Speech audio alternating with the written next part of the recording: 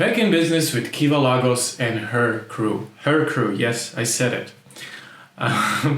Today I will be talking about the last and final entry in the interdependency series, The Last Emperor by John Scalzi. What's it about?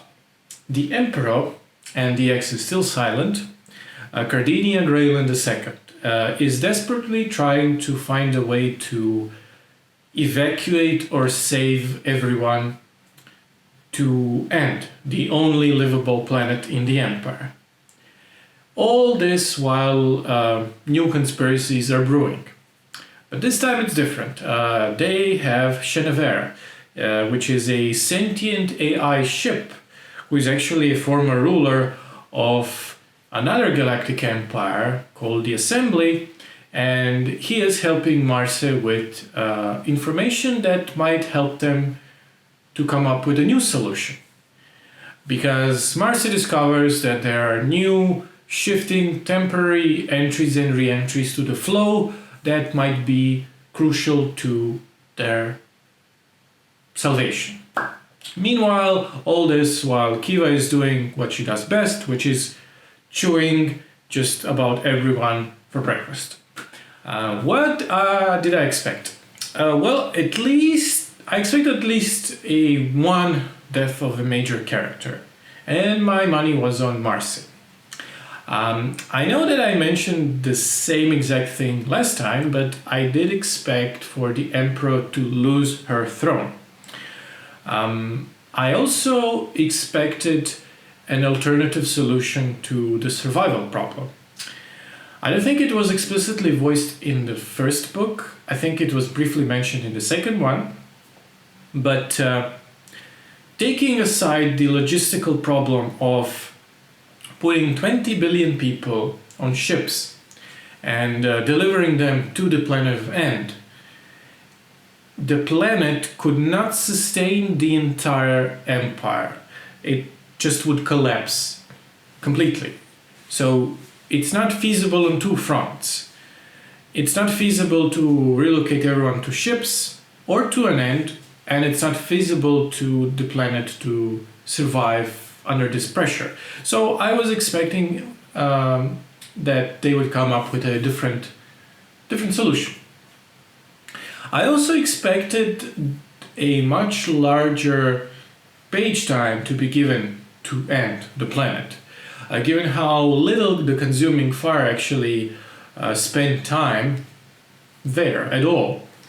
I also expected that the main antagonist, Nadashe Muhammad Petan, would die at the very beginning of the book, maybe even in the prologue. Also, I expected that there would be some kind of a new revelation about Earth, since the whole shifting of the flow and everything. And lastly, I expected that the Shmaybedotcom, the aforementioned AI, would have some kind of hidden agenda and turn out maybe not evil, but to have his own goals. And now let's see what did I actually get. The deaths. I like Marse, but I honestly expected him to be the one to die, because I fully expected that Cardinia would abdicate her throne, or that she would feign her death and live out her life in the exile. Instead, she dies a violent, explosive death. I should have expected it, but I didn't. I even hoped that until the very end that this whole thing was an elaborate ruse to achieve her goals, and she would turn out under a different name and survive. No such luck. I did not expect Kiva to be the titular Last Emperor. That completely blindsided me. Wow. I liked it a lot, but no, came out of nowhere for me. I expected that the solution to the problem would be well, what I got, I should say. The solution to the problem at hand happened in a different method, but it wasn't that unexpected. So, to cut the story short, Marce discovers that a flow is this constant liquid thing, and you can actually relocate objects permanently in there, like domes, and people could survive there permanently. Well, permanently is a strong word. Well, they could shift in and out while maintaining some sort of contact with other domes in a similar position at the different parts of the empire. Well, what else did I get? Well, and was barely even a footnote in this book. An introductory section showed how incompetent Granny is. Surprise. And then afterwards, just the last page used him and the planet as a punchline. Yeah, to the end. No pun intended, or maybe fully intended. Anyway, and lastly, one of the revelations that were kind of, they did not impact the plot as much as the layering or everything. So I did not expect the revelation of the AI advisor being actual sentient being. So we find out that since Greyland, she has this room where she talks to the emperors of the past, because every emperor has this neural thing installed in their neck when they are crowned, and it records their consciousness, and after they die, they're kind of an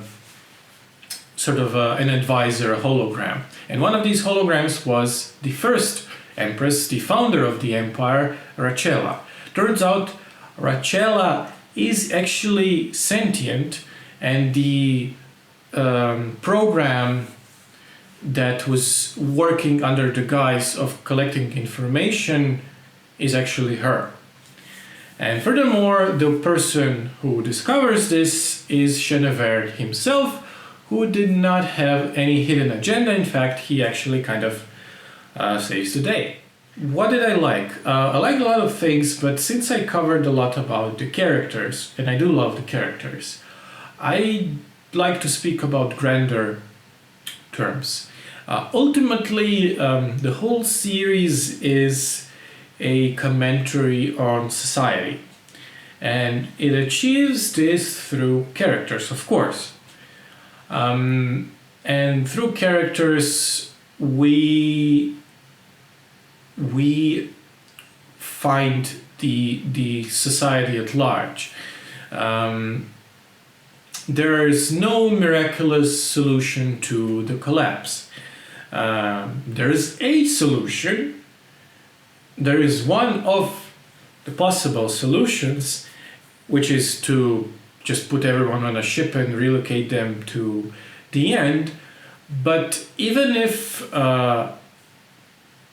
they went with that solution, the power structures at hand are too slow and too unresponsive to such changes. Even in the face of a total catastrophe, collapse of the society, death of everything, the traditions are just used as convenient excuses we use to not think ahead as humans.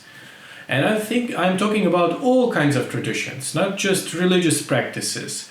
A tradition can even be, I'll worry about it when I have to. But when you actually have to worry about it, then it might be too late. And briefly about characters, there are a lot of touching moments. The Empress proposes to Marce in a very touching display of vulnerability, and two of them have real arguments. Sure, they have arguments about Out of context, these are arguments about withholding important information, but ultimately those are a real type of arguments that real couples do. And Kiva also finds herself caring for someone else deeply, and it changes her, but it doesn't completely rewrite her character. Instead, it feels like a personal growth. What did I didn't care for? Well, maybe it's just me, but The Last Emperor felt a bit disconnected from the previous two books, because previous two books felt like they were written back to back. The execution is here, but none of the revelations, several revelations in the book, fall flat. But I do think that the structure of the book doesn't always work. There's this juggling between characters which works, but when it doesn't work is 3/4 through there is this switch to a narrator, and that felt a bit jarring. Coincidentally, that, to be fair, short switch to a narrator was to do something I was hoping for, which is to make some sort of observation about how lower classes of the society are dealing with this whole thing. How are they reacting to this crisis of fate and everything? Because all this time we've been dealing exclusively with nobles and the utmost upper echelons of society. And I don't think that section of the book really worked. It felt like paying a lip service to that sort of thing. I almost want it to not have done it at all, but I digress. To summarize, as a whole, this is a last entry in the trilogy and it absolutely delivers. Is it a slam dunk? Not this time. It's more like a very competent, page-turning, satisfactory end to an exciting series of books. The author has mentioned that he's done with the characters, but he might revisit this universe in the future. But since he's done with the characters, he might revisit the universe, the past of this universe. And I'm all for that. I love a novella about Mars's travels to Earth, which is kind of his ultimate fate. Kiva becomes an empress, the last emperor, and Cardinia becomes an AI, just like Rachela does, but she's dead. And Marse is left with an option to go to Earth because there is a way to it, and they want to refit the Chalamer's ship to go there.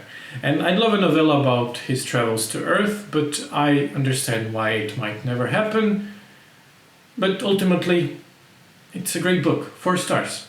So thank you for watching this. As always, please do like and subscribe if you have enjoyed this. Comment with a suggestion if you want me to cover an old or a new book. And I hope you're all still staying safe in these times.